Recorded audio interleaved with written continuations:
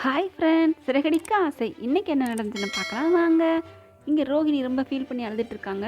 ஸ்ருதி போய் பேசிகிட்டு இருக்காங்க. உங்கள் அப்பா தான் பெரிய பணக்காரராச்சே, மனோஜுக்கு ஏதாவது தொழில் வச்சு கொடுக்கலாம்ல அப்படின்னு சொல்கிறாங்க பாருங்கள். அந்த பக்கமாக போயிட்டுருக்க விஜயா அப்படியே ஒட்டு கேட்குறாங்க. ஒட்டு கேட்குறதே வழக்கம். அதில் வேறு இந்த மருமகளுக்கு 2-3 பேர் இருக்க இடத்துல சேர்ந்து ஒன்றா பேசினாலே மாமியாருக்கெல்லாம் கொஞ்சம் பயம் விடும் போல இருக்குது, வரும் போல இருக்குது. என்ன நம்மளை பற்றி பேச போகிறாங்களோ அப்படின்ட்டு. அதுக்கப்புறமா ஸ்ருதி நல்லா தான் எடுத்து கொடுக்குறா அப்படின்ட்டு உள்ளார வந்து வேகமாக, ஸ்ருதி நீ சொல்கிறது கரெக்டு தாம்மா, நான் அந்த பக்கமாக போயிட்டு இருந்தேன். அம்மா ரோஹிணி, உன் வீட்டுக்காரருக்கு எப்படியாவது உங்கள் அப்பாட்ட சொல்லி வேலைக்கு ஒரு ட்ரை பண்ணுமா, ஏதோ ஒரு பிஸ்னஸ் பண்ணி வைக்க சொல்லு அப்படி இப்படின்னு அப்படியே அள்ளி விடுறாங்க. ரோஹிணி அப்படியே உதார் விடுது. என்ன பண்ணுறது, இதுக்கு ஏதோ ஒரு முடிவு கட்டணுமே அப்படின்னு சொல்லிட்டு யோசனை பண்ணுறாங்க. அடுத்து வந்து பார்த்திங்கன்னா முத்து என்ன பண்ணுறாங்க, பொண்டாட்டிக்கு அல்வா வாங்கிட்டு வராங்க. அங்கே ரோஹிணி மனோஜ் வேலை இல்லைன்னு வந்து சோர்வாக இருக்காங்க. பால் கொண்டு போய் கொடுக்குறாங்க விஜயா.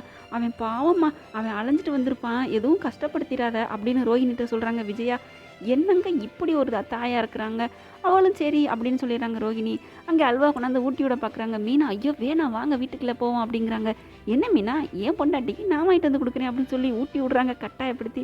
மனோஜை பார்த்து கேட்குறாங்க முத்து, அண்ணா பொண்டாட்டிக்கு அல்வா வாங்கி கொடுக்குறது தப்பு இல்லைடா, அல்வா தான் கொடுக்கக்கூடாது அப்படிங்கிறாங்க.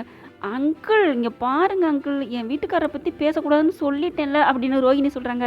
இந்தா இப்போ என்ன சொல்லிவிட்டாங்க, வேலை கிடச்சிருச்சா, இல்லை அப்படிங்கிறாங்க பயங்கரமாக. உடனே அங்கே இருக்கிற அண்ணாமலை, முத்து பேசாமல் இருக்கிறியா அப்படிங்கிறாரு. ரோஹிணி விஜயாட்ட சொல்கிறாங்க, பாருங்க ஆண்டி எப்படி பேசிட்டு போகிறாருன்னு அப்படின்னு சொன்ன உடனே அங்கே என்ன சொல்கிறாங்க தெரியுமா, என்ன இவன் இப்படி பேசிட்டு போகிறான் அப்படின்னு விஜயாவை சொல்லுவாங்கன்னு தான் பார்த்தோம். ஆனால் சும்மா சொல்லக்கூடாதுங்க, இடியே விழுந்தாலும் அப்படியே தூசி தட்டி விட்டுட்டு அப்படி எந்திரிக்கிறாங்க பாருங்கள். அவங்க எவ்வளோதான் கெட்ட வேர்ஸு ஒரு கெட்ட லேடியாக இருந்தாலும் அவங்க வந்து எடுத்துக்கிற பாசிட்டிவாக எடுத்துக்கிறாங்க பாருங்கள். அதை நம்ம உண்மையிலே உதாரணமாக எடுத்துக்கலாம். ஆனால் ஆமாங்க, என்ன சொல்கிறாங்க ரோஹினிட்ட, என்னம்மா காக்கில் அல்வா வாங்கிட்டு வந்துட்டு பெரிய தாஜ்மஹால் வாங்கி கட்டி கொடுத்த மாதிரி பேசிக்கிறான் அப்படின்னு சொல்கிறாங்க விஜயா.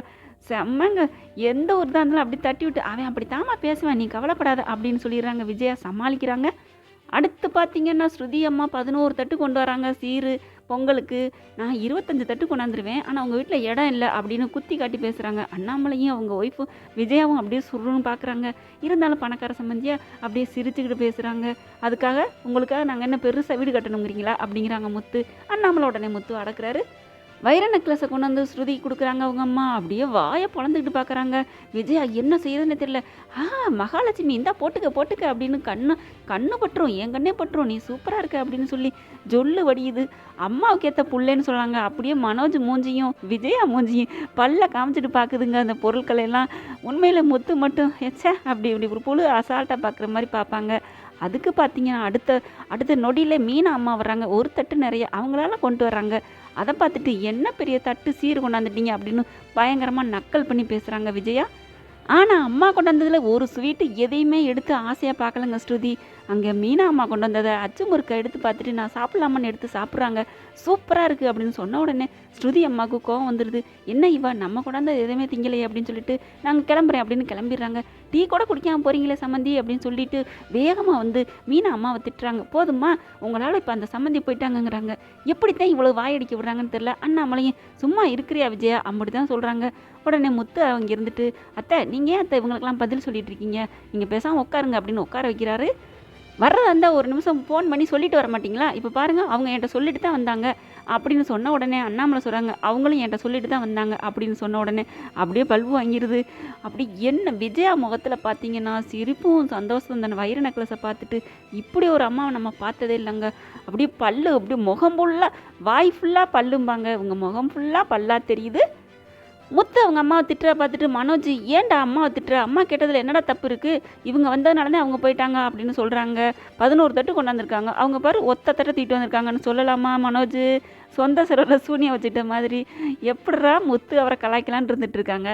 வாடா வா, நீ வந்து சொல்ல வந்துட்டியா, எங்கேயாவது மீனா அம்மாவாது ஒரு தட்டோட வந்திருக்காங்க, அவங்க 11 தட்டு இருக்கட்டும், உனக்கு ஒரு கிண்ணம் கூட வரலையடா அப்படின்னு சொன்ன கையோட, என்ன பவுடர் பூசுகிறம்மா ஃபாரின்லேருந்து வருதா, எவ்வளோ வருது அப்படின்னு சொன்ன உடனே அவங்களால ஒன்றும் சொல்ல முடியல. ஏன்னா மனோஜ் தானே வம்பளுத்தது. மாடியில் போய் ஆளு எந்திரிச்சாங்க போயிடுறாங்க. போயிட்டு அப்படியே என்ன பாருங்க என்ன பண்ணுறாங்க விஜயா வந்து சொல்கிறீங்க, எல்லாம் நீ பண்ண தானே, நீ சொல்கிற அளவுக்கு அந்த மாதிரி இடம் வச்சுக்கூடாது, அப்படித்தான் எல்லாரும் பேசுகிறேன் செய்வாங்க அப்படிங்கிறாங்க. நீ பேசி வர சொல்லு, அவர் வரமாட்டாரு, நான் அவர் கூட பேச மாட்டேன், என்னம்மா எத்தனை நாளைக்கு தான் இதை சொல்லுவேன். அவர் ஜெர்மனிக்கு போயிருக்காரு.